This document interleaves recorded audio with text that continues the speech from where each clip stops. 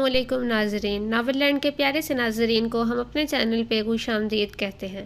بڑھتے ہیں سہارا کون بنتا ہے کہ ایپیسوڈ نمبر 21 کی جانب۔ عمر مسجد میں داخل ہونے لگا تو چونک کر رک گیا اور حیرت سے اندر سے آتی بابا کی آواز سننے لگا۔ بابا لہک لہک کر ایک شعر پڑھ رہے تھے: میرے عرب کو آئی ٹھنڈی ہوا جہاں سے، میرا وطن وہی ہے، میرا وطن وہی ہے۔ عمر حیرت سے وہیں کھڑا یہ شعر سنتا رہا جو بابا ایک بار پڑھتے اور پھر کہتے: وجب الشکر علینا، آج ہم سب پر شکر واجب ہے، اور پھر یہی شعر لہک کر پڑھتے۔ عمر بابا کو اس انداز میں پہلی بار دیکھ رہا تھا۔ ہچکچاتا ہوا کمرے میں داخل ہوا۔ حسب معمول بابا مسجد کے ایک کونے میں بیٹھے تھے اور خوشی ان کے چہرے سے پھوٹ رہی تھی، جیسے کہ بہت خوش ہوں۔ عمر قریب آیا اور پورا اسلام کیا۔ بابا نے آنکھیں کھولی، خوش دلی سے عمر کو سلام کا جواب دیا اور حال چال پوچھا۔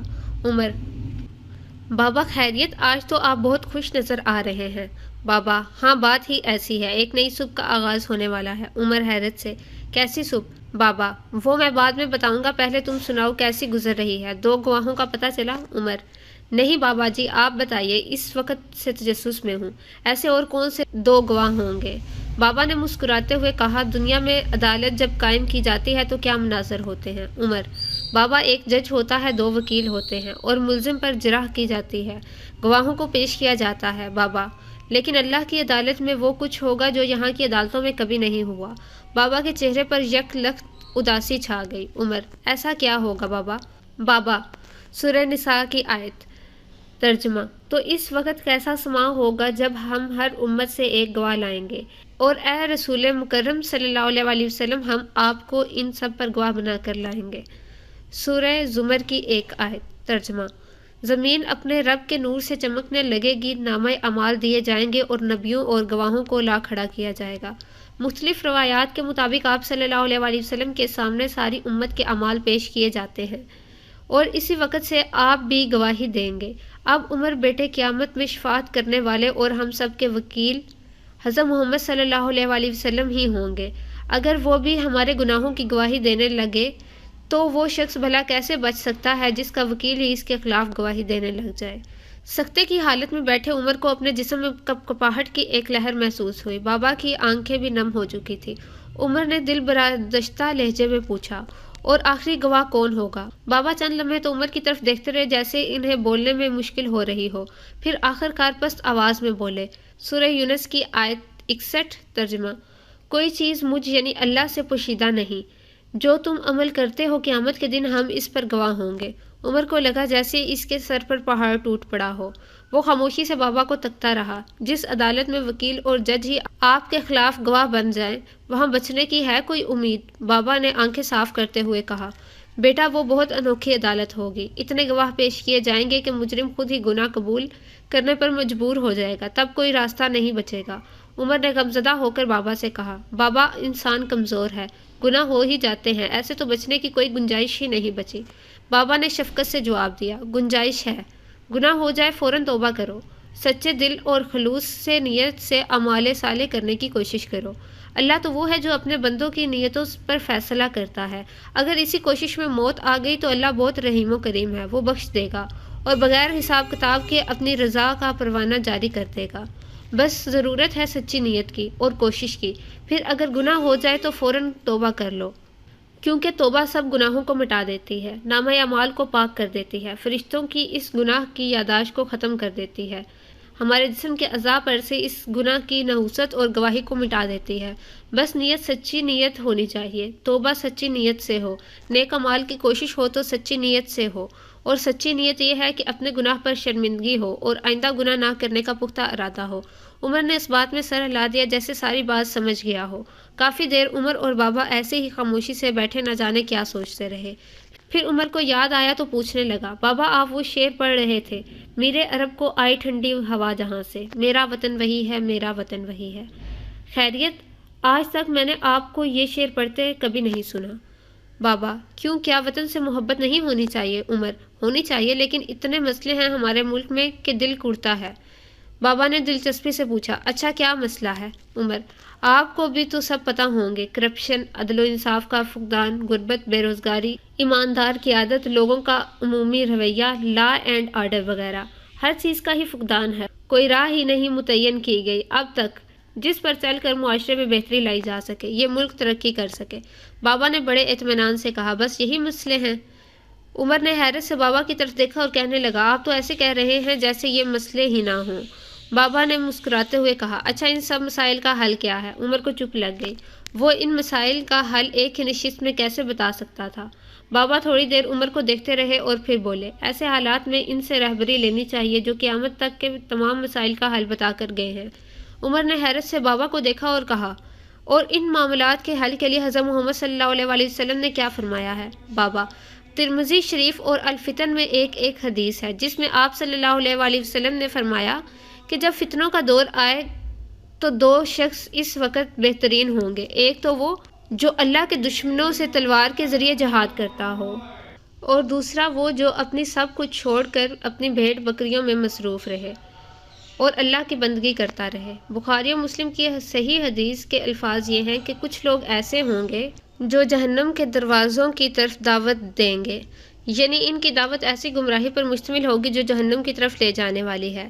جو شخص ان کی دعوت کو قبول کرے گا وہ اسے جہنم میں پھینک دیں گے۔ حدیث راوی کہتے ہیں، میں نے کہا کہ یا رسول اللہ صلی اللہ علیہ وسلم، اگر میں وہ زمانہ پاؤں تو میرے لیے آپ کا کیا حکم ہے؟ آپ صلی اللہ علیہ وسلم نے فرمایا کہ مسلمانوں کی اکثریت اور ان کے امام یعنی سربراہ کے ساتھ وابستہ رہنا۔ میں نے عرض کیا کہ اگر مسلمانوں کی نہ کوئی اکثریتی جماعت ہو نہ امام یعنی برحق سربراہ، تو پھر میں کیا کروں؟ آپ صلی اللہ علیہ وسلم نے فرمایا کہ ایسے میں ان تمام فرقوں، پارٹیوں، گروہوں سے مکمل علیحدگی اختیار کر لینا۔ بابا نے ایک ٹھنڈی سانس بھری اور پھر کہنے لگے، حضرت ابوبکر صدیق رضی اللہ عنہ کہتے ہیں کہ رسول اللہ صلی اللہ علیہ وسلم نے فرمایا، اس میں کوئی شبہ نہیں کہ عنقریب فتنوں کا ظہور ہوگا، یاد رکھو پھر فتنے پیدا ہوں گے۔ ان فتنوں میں بیٹھا ہوا شخص چلنے والے شخص سے بہتر ہوگا اور چلنے والا شخص اس فتنہ کی طرف دوڑنے والے شخص سے بہتر ہوگا۔ بس آگاہ رہو، جب وہ فتنہ پیش آئے تو جس شخص کے پاس جنگل میں اونٹ ہوں وہ اپنے اونٹوں کے پاس جنگل میں چلا جائے، جس شخص کے پاس بکریاں ہوں وہ بکریوں کے پاس چلا جائے، اور جس شخص کے پاس اس فتنہ کی جگہ کہیں دور کوئی زمین و مکان وغیرہ ہو وہ اپنی اس زمین پر یا اس مکان میں چلا جائے۔ بابا نے عمر کی طرف دیکھ کر پوچھا، کچھ سمجھ آئی؟ عمر، جی آئی ہے، مزید آپ سمجھا دیں۔ بابا، مطلب سادہ سا ہے کہ جب فتنوں کا دور آئے تو تمام گروہوں سے الگ ہو جاؤ اور اپنی عبادت میں مشغول رہو، نہ کسی کو اچھا کہو نہ کسی کو برا، میلاد منانا جائز ہے یا ناجائز، تقلید کرنی ہے یا نہیں، آپ محمد صلی اللہ علیہ وسلم بشر ہیں یا نور، ایسی سب چیزوں سے دور ہو جاؤ جو مسلمانوں کے درمیان تقسیم کا باعث بن رہی ہیں۔ وَاعْتَصِمُوا بِحَبْلِ اللَّهِ جَمِيعًا وَلَا تَفَرَّقُوا، اور اللہ کی رسی کو مضبوطی سے تھام لو اور فرقوں میں نہ بٹو۔ خاموشی سے اپنی عبادت اور اللہ کی بندگی میں مصروف رہو، جو کام آپ اور آپ کے صحابہ کرام نے کیے ان پر مضبوطی سے ڈٹ جاؤ اور باقی سب کام چھوڑ دو بس، اور انتظار کرو ان کا جن کے بارے میں حضرت محمد صلی اللہ علیہ وسلم بتا چکے ہیں۔ کن کا انتظار؟ عمر نے اشتیاق سے پوچھا۔ بابا، تمہیں پتہ ہے اسرائیل پاکستان کو اپنا سب سے بڑا دشمن مانتا ہے اور یہ بات ان کے کئی وزیر اعظم کہہ چکے ہیں۔ عمر، ہاں یہ بات تو معلوم ہے، اسرائیل عربوں کی پرواہ نہیں کرتا لیکن پاکستان کے خلاف سازشوں میں مصروف رہتا ہے۔ بابا، ایسا اس لیے ہے کیونکہ مستقبل میں پاکستان ہی ایک بڑے دشمن کے طور پر ان کے سامنے آئے گا۔ وہ ان حدیثوں کو جانتے ہیں جو اس خطے کے بارے میں حضرت محمد صلی اللہ علیہ وسلم نے بیان کی ہیں۔ مدینہ کے بعد پوری دنیا میں صرف 2 یہی ممالک ہیں جو مذہبی بنیادوں پر بنے ہیں۔ یہ اتفاق ہرگز نہیں ہے، بلکہ یہ مستقبل کا وہ میدان سج رہا ہے جس میں یہ 2 قوتیں ٹکرائیں گی۔ وہ کہتے ہیں نا کہ بیماری سے پہلے اللہ تعالیٰ علاج کو پیدا فرماتے ہیں، اسی لیے اسرائیل کی قیادت سے 7 ماہ قبل اللہ تعالیٰ نے پاکستان کو وجود بخشا۔ عمر حیرت سے اس نئے جہاں کی سیر کر رہا تھا جو بابا اس پر کھول رہے تھے۔ بابا نے مسکراتے ہوئے کہا، تم نے وہ شعر سنا نا جو میں پڑھ رہا تھا؟ وہ علامہ اقبال کا شعر ہے، اور اللہ علامہ اقبال پر کروٹ کروٹ رحمتیں نازل فرمائے، آمین۔ بڑا دور اندیش شخص تھا۔ دراصل یہ شعر ایک حدیث کی طرف اشارہ کرتا ہے جس میں آپ محمد صلی اللہ علیہ وسلم نے فرمایا، مجھے مشرق یعنی ہند سے ٹھنڈی ہوا آتی ہے۔ عمر، مگر بابا اس کا مطلب کیا ہوا؟ بابا نہ جانے کہاں گم تھے۔ اسی حالت میں وہ کہنے لگے، پاکستان اور مدینہ میں بہت سی چیزیں ایک جیسی ہیں، دونوں ناموں مدینہ اور پاکستان کا ایک ہی مطلب ہے، پاک لوگوں کے رہنے کی جگہ یا شہر۔ مدینہ کے مسلمانوں کے دشمن بھی مشرک تھے جن کی مدد یہودی کر رہے تھے، اور پاکستان کے دشمن بھی مشرک ہیں جن کی مدد یہودی کر رہے ہیں۔ اس وقت بھی پہلی جنگ میں مسلمانوں کو بدر میں فتح ہوئی، اور ادھر بھی 1965 کی جنگ میں مسلمانوں کو فتح ہوئی، ادھر بھی احد کی جنگ میں اپنوں کی غلطی سے شکست ہوئی، ادھر بھی 1971 میں اپنوں کی غلطیوں سے شکست ہوئی، ادھر بھی خندق کی محدود سی جنگ ہوئی اور ادھر بھی کارگل کی محدود سی جنگ ہوئی، ادھر چوتھی جنگ میں مکہ فتح ہوا تھا، ادھر بھی چوتھی جنگ میں انڈیا فتح ہوگا، ادھر بھی فتح مکہ کے بعد مسلمان بیت المقدس تک پہنچے تھے، ادھر بھی مسلمان انڈیا فتح کر کے بیت المقدس تک پہنچیں گے انشاءاللہ۔ بیٹا عمر، یہ سب اتفاق نہیں ہے، یہ سب میرے رب کا نظام ہے۔ وہ حضرت محمد صلی اللہ علیہ وسلم آج بھی رہبری کر رہے ہیں، ان کی جو فرقہ پرستی چھوڑ کر قرآن و سنت کو مضبوطی سے پکڑے ہوئے ہیں۔ اہل شعور خوب سمجھ رہے ہیں کہ کیا ہو رہا ہے اور کیا ہونے والا ہے۔ ایسے ہی تو نہیں کہتے نا کہ آپ صلی اللہ علیہ وسلم قیامت تک کے نبی ہیں، وہ واقعی ہی قیامت تک کے نبی ہیں اور وہ رہبری کرتے رہیں گے۔ عمر گمسم ہو کر یہ سب ہوشربا انکشافات سن رہا تھا جو اس کے ذہن سے کوسوں دور تھے۔ عمر نے وفرے جذبات سے مغلوب ہو کر بابا کے ہاتھ پکڑ کر بوسہ دیا اور کہنے لگا، بابا آج جتنے راز ہیں اس بارے میں وہ سب کھول دیں۔ بابا نے مسکراتے ہوئے کہا، ٹھیک ہے بیٹے، جو مجھے پتا ہے میں بتا دیتا ہوں۔ تھوڑی دیر بعد بابا سوچ میں مبتلا رہے اور پھر کہنے لگے، حضرت ابو ہریرہ رضی اللہ عنہ سے روایت ہے، آپ محمد صلی اللہ علیہ وسلم نے فرمایا کہ جب کالے جھنڈے مشرق سے نکلیں گے تو ان کو کوئی چیز نہیں روک سکے گی، حتیٰ کہ وہ ایلیا یعنی بیت المقدس میں ایک جگہ کا نام ہے میں نصب کر دیے جائیں گے۔ مسند احمد۔ بابا خاموش ہوئے اور عمر کی طرف دیکھ کر کہنے لگے، دریائے سندھ سے دریائے آمو یعنی افغانستان کے درمیان کا علاقہ اور ایران کے سرحد کے علاقے، ان سب کو ملا کر خراسان کہا جاتا تھا، اور اس حدیث کا مطلب ہے یہاں سے ایک لشکر نکلے گا جو اپنی راہ میں آنے والے سارے علاقے فتح کرتا ہوا بیت المقدس تک جا پہنچے گا۔ حلال ابن عمرو فرماتے ہیں کہ میں نے شیر خدا حضرت علی رضی اللہ عنہ کو یہ فرماتے سنا ہے کہ ایک شخص ماوراء النہر سے چلے گا، اسے حارس حراس کہا جاتا ہوگا، اس کے لشکر کے اگلے حصے پر معمور شخص کا نام منصور ہوگا جو آل محمد کے لیے خلافت کے مسئلے میں راہ ہموار کرے گا اور مضبوط کرے گا، جیسے کہ حضرت محمد صلی اللہ علیہ وسلم کو قریش نے ٹھکانہ دیا تھا۔ سو ہر مسلمان پر واجب ہے کہ اس لشکر کی مدد کرے اور اس کے امیر کی اطاعت کرے۔ ابو داؤد۔ عمر نے حیرت سے پوچھا، یہ ماوراء النہر کون سی جگہ ہے؟ بابا، ماوراء النہر جسے ٹرانس اوسیانا بھی کہا جاتا ہے، یہ وہ علاقہ ہے جو دریائے آمو اور دریائے سیر کے درمیان یا آس پاس موجود ہے۔ اس علاقے میں افغانستان، ازبکستان، کرغیزستان، قازقستان کے علاقے شامل ہیں۔ ان دو دریاؤں کی وجہ سے ہی اس علاقے کو ماوراء النہر کا نام دیا گیا تھا۔ یہ ساری حدیثیں غزوہ ہند کی طرف اشارہ کر رہی ہیں۔ ایک اور حدیث حضرت ثوبان رضی اللہ عنہ جو کہ حضرت محمد صلی اللہ علیہ وسلم کے آزاد کردہ غلام تھے، ان سے روایت ہے، آپ محمد صلی اللہ علیہ وسلم نے فرمایا، جب تم دیکھو کالے جھنڈے خراسان کی طرف سے آئے ہیں تو ان میں شامل ہو جانا، کیونکہ ان میں اللہ کے خلیفہ مہدی ہوں گے۔ مسند۔ عمر بیٹا، قرآن و حدیث اشارات میں بتاتے ہیں۔ اب اس حدیث کے دو مطلب ہیں کہ یا تو امام مہدی بذات خود ان میں شامل ہوں گے جن کی پہچان مکہ میں حج کے موقع پر ہوگی جہاں ان کے ہاتھ پر بیعت کی جائے گی، یا پھر یہ لشکر ان سے جا ملے گا۔ عمر بھول چکا تھا وہ کہاں بیٹھا ہے۔ ایسے ایسے راز تھے جو عمر کو مبہوت کیے جا رہے تھے۔ مبہوت ہو کر ہی عمر نے بابا سے پوچھا، کیا ایسی کوئی جماعت تیار ہو رہی ہے؟ کیا ایسا ہو رہا ہے؟ بابا نے دیوار سے ٹیک لگائی اور ہوا میں کسی غیر مرئی نقطے کو گھورتے ہوئے کہنے لگے، یہاں پھر ہم حدیث سے رہنمائی لیتے ہیں، کیونکہ انسان غلط ہو سکتا ہے مگر حدیث نہیں۔ حضرت محمد صلی اللہ علیہ وسلم نے فرمایا، جب تک آسمان سے بارش برستی رہے گی تب تک جہاد تر و تازہ رہے گا، اور لوگوں پر ایک ایسا زمانہ آئے گا کہ جب ان کے علماء یہ کہیں گے کہ یہ جہاد کا زمانہ نہیں ہے، لہٰذا ایسا دور جس کو ملے تو وہ جہاد کا بہترین زمانہ ہوگا۔ صحابہ نے پوچھا، یا رسول اللہ صلی اللہ علیہ وسلم، کیا کوئی ایسا کہہ سکتا ہے؟ آپ نے فرمایا، ہاں، وہ جس پر اللہ کی لعنت، فرشتوں کی لعنت اور تمام انسانوں کی لعنت ہو، یہی لوگ جہنم کا ایندھن ہوں گے۔ ایک اور جگہ ایک روایت ہے، میری امت سے ایک گروہ قیامت تک ہمیشہ حق کے لیے لڑتا اور غالب رہے گا، آخر عیسیٰ ابن مریم نازل ہوں گے، اس گروہ کے امیر ان سے کہیں گے، آئیے ہماری امامت کیجیے، تو وہ کہیں گے، نہیں، اللہ نے اس امت کو یہ شرف بخشا ہے کہ تم ہی آپس میں ایک دوسرے کے امیر ہو۔ اب اگر تم دیکھو، آج کہیں ایسے علماء کی شکل اختیار کیے لوگ ملیں گے جو یہ کہتے نظر آئیں گے کہ اب جہاد کا دور نہیں رہا، حالانکہ مسلمانوں کی ذلت و پستی کی وجہ ہی یہی ہے، جہاد کو چھوڑ دینا، جبکہ حضرت محمد صلی اللہ علیہ وسلم نے فرمایا تھا، جب میری امت جہاد چھوڑ دے گی تو ذلیل و رسوا ہو جائے گی، وہی ہو رہا ہے۔ اب دوسری طرف دیکھو کہ ایک جماعت جہاد کرتی رہے گی اور غالب رہے گی، جس کو کوئی شکست نہیں دے سکے گا۔ اب ذرا نظر دوڑاؤ اپنے آس پاس، ایسی کون سی جماعت ہے جو لڑ رہی ہے اور ناقابل شکست ثابت ہوئی ہے؟ بابا نے عمر سے سوال کرتے ہوئے کہا۔ عمر نے دھیمے لہجے میں کہا، افغان طالبان۔ بابا نے سر جھکا کر کہا، ہم صرف قرآن و سنت کو دیکھتے ہیں، جو اس کے مطابق ہے وہ درست ہے، جو نہیں وہ غلط ہے۔ اللہ تعالیٰ قرآن کریم کی سورہ محمد کی آیت نمبر 38 میں فرماتے ہیں کہ اگر تم منہ پھیرو گے اللہ کے راستے میں جہاد سے، دین سے، تو میں تم سے یہ نعمت چھین لوں گا اور تمہاری جگہ دوسروں کو لے آؤں گا جو اس کو سنبھالیں گے۔ عمر بیٹا یاد رکھنا، اللہ کا یہ دین اسلام ہمارا محتاج نہیں۔ اللہ چاہے تو ابابیلوں سے اپنے دین کو بچانے کا کام لے سکتا ہے۔ دعا کیا کرو کہ اللہ مجھے اور میری اولاد کو دین اسلام کی سربلندی کے لیے قبول فرما لے، ورنہ اللہ کا دین تو قائم رہے گا، ہم محروم ہو جائیں گے۔ اب توجہ سے سنو، یہ ساری دنیا حضرت نوح علیہ السلام کے 3 بیٹوں کی اولاد ہے، حضرت سام، حضرت یاسف اور حضرت حام علیہ السلام۔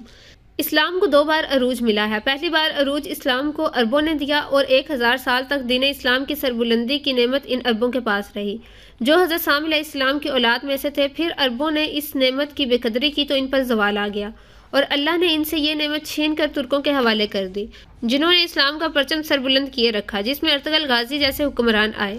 ترک جو کہ حضرت نوح علیہ السلام کے بیٹے حضرت یاسف علیہ السلام کی اولاد میں سے تھے، انہوں نے تقریباً 900 سال اسلام کا جھنڈا سربلند رکھا۔ جب انہوں نے بھی بے قدری کی تو خلافت عثمانیہ ٹوٹ گئی اور یہ نعمت اب حضرت نوح علیہ السلام کے تیسرے بیٹے حضرت حام علیہ السلام کو منتقل ہو چکی ہے اور اسلام کا جھنڈا اب سربلند ہوتا چلا جائے گا۔ اس کو سربلند کرنے والے Pakistan, Afghanistan, Kazakhstan, Uzbekistan, Kyrgyzstan, Turkmenistan, Tajikistan اور ایران کے لوگ ہوں گے۔ یہ سارا میدان اسی طرح سج رہا ہے جیسے مکہ، مدینہ، طائف، یمن وغیرہ کے لوگوں کے ذریعے اسلام کے پرچم کو پہلی صدی میں سربلند کیا گیا تھا اور دوسری بار ترکی، شام، عراق وغیرہ کے لوگوں کے ذریعے دوسری صدی میں پرچم اسلام کو بلند رکھا گیا تھا۔ سن 2000 سے تیسری صدی شروع ہو چکی ہے اور اب اس پرچم کو حضرت نوح علیہ السلام کے تیسرے اور آخری مسلمان بیٹے حضرت حام علیہ السلام کی اولاد سنبھالنے جا رہی ہے۔ اب یہ پرچم اسلام پوری دنیا پر لہرا کر رہے گا، کیونکہ اس کو سربلند کرنے کے لیے اللہ تعالیٰ امام مہدی اور حضرت علیہ السلام کو بھیجیں گے اور یہ آخری بار اسلام کا عروج ہوگا۔ ایسا عروج ہوگا کہ کفر مٹ جائے گا، پوری دنیا پر اسلام چھا جائے گا۔ اس کے بعد پھر اگر لوگ گناہوں کی طرف مائل ہوئے اور اسلام کو چھوڑا تو پھر کوئی نئی لہر عروج کی نہیں اٹھے گی، پھر بس قیامت آئے گی۔ بابا بولتے بولتے تھک کر خاموش ہو گئے اور اپنے پاس پڑا ڈھانپا مٹی کا گلاس اٹھایا اور پانی پینے لگے۔ عمر ایسا گم سم ہوا ان باتوں میں کہ وہ بس خالی خالی نظروں سے بابا کے نورانی اور باریش چہرے کو دیکھے جا رہا تھا۔ اس کا ذہن تمام سوچوں سے خالی ہو چکا تھا۔ عمر بابا لیکن یہ سب کیسے ہوگا؟ پاکستان کی عوام تو طالبان کو دہشت گرد اور ظالم سمجھتی ہے، باقی تمام وسطی ایشیا کی ریاستیں جیسے کہ تاجکستان وغیرہ، ان کا قابل ذکر کوئی کردار نہیں سامنے آیا ابھی تک، تو یہ سب کیسے ہوگا؟ بابا نے مسکراتے ہوئے عمر کی طرف دیکھا اور کہنے لگے، ایسا ہونا شروع ہو چکا ہے۔ عمر نے تعجب سے بابا کو دیکھا اور حیرانگی سے پوچھا، کیا مطلب؟ کیا ہونا شروع ہو چکا ہے؟ کیا ہوا ہے؟ بابا نے ٹھنڈی سانس بھرتے ہوئے کہا، ایک غریب گھرانہ میں ایک بچہ پیدا ہوا۔ اس نے حقانیہ مدرسہ خیبر پختونخوا سے تعلیم حاصل کی اور روس کے خلاف افغانستان میں جہاد کرنے لگا۔ روس کے ٹکڑے ہو گئے تو افغانستان میں خانہ جنگی شروع ہوگی، مختلف قبائل آپس میں قتل و غارت کرنے لگے۔ اس جوان کو بڑا دکھ ہوا کہ ہم نے اس لیے تو روس سے جہاد نہیں کیا تھا کہ یہاں خانہ جنگی شروع ہو جائے۔ اس نے ایک چھوٹی سی کچی مسجد میں اپنے دوست طالب علموں کے ساتھ اپنا دکھ بیان کیا اور خواہش ظاہر کی کہ کاش کہ وہ اس خانہ جنگی کو روک کر اسلامی نظام لا سکے۔ اس کے دوستوں نے اسے اپنی مدد کا یقین دلایا، یوں طالب علموں کا ایک گروپ بن گیا۔ روس کا چھوڑا اسلحہ وافر مقدار میں دستیاب تھا۔ ان طالب علموں نے ہتھیار اٹھا لیے اور ایک ایک کر کے خانہ جنگی کرنے والوں سے لڑ پڑے۔ ان کی نیت نیک اور صاف تھی، اس لیے لوگوں نے نہ صرف انہیں خوش دلی سے ویلکم کیا بلکہ ان کے ساتھ اٹھ کھڑے ہوئے اور یہ ایک چھوٹا سا طالب علموں کا گروپ ایک چھوٹی سی فوج بن گیا۔ جن گروپس نے صلح کر لی انہیں اس فوج میں شامل کر لیا گیا، جو نہ مانے ان کو تلوار کے زور سے زیر کر لیا گیا۔ یوں رفتہ رفتہ 1996 میں اس فوج جس کی بنیاد مدرسے کے طالب علموں نے رکھی تھی طالبان کہلانے لگے، جنہوں نے پورے افغانستان پر اسلامی اقتدار نافذ کر دیا اور خلافت کی طرز پر حکمرانی کرنے لگے۔ میں خود افغانستان کے کئی افراد سے مل چکا ہوں، ان کا کہنا تھا طالبان کا دور بہترین دور تھا۔ یہ خلافت کی طرز پر قائم حکومت دیکھ کر اسلام دشمن قوتیں بوکھلا گئی کہ اگر یہ حکومت مضبوط ہو گئی تو یہ نظام حکومت اپنے آس پاس کے ملکوں جن میں پاکستان بھی شامل ہے کو لپیٹ میں لے لے گا۔ مغرب کو شدید خطرہ لاحق ہو گیا۔ ورلڈ ٹریڈ سینٹر اور اسامہ بن لادن کا بہانہ بنا کر امریکہ ساری دنیا کو ساتھ لیے افغانستان پر چڑھ دوڑا۔ ساتھ ہی سارے دجالی میڈیا نے ان کو دہشت گرد قرار دے کر ان کے خلاف پروپیگنڈا شروع کر دیا۔ ان کے ظلم کی جھوٹی کہانیاں پھیلائی گئی۔ تحریک طالبان پاکستان جیسے دشمن گروپس کے ذریعے انہیں بدنام کیا گیا، لیکن یہ اپنی جنگ لڑتے رہے، یہاں تک کہ اب امریکہ بھی ان کے آگے بے بس ہو چکا ہے۔ حیرت کی بات یہ ہے کہ مدرسے کے پڑھے لوگوں نے جدید ٹیکنالوجی سے لیس دو بڑی سپر پاورز کو شکست سے دوچار کر دیا ہے۔ ناظرین، یہ تھی آج کی ایپیسوڈ۔ اگلی ایپیسوڈ دیکھنے کے لیے اور ہمیں سپورٹ کرنے کے لیے ہمارے چینل کو سبسکرائب کریں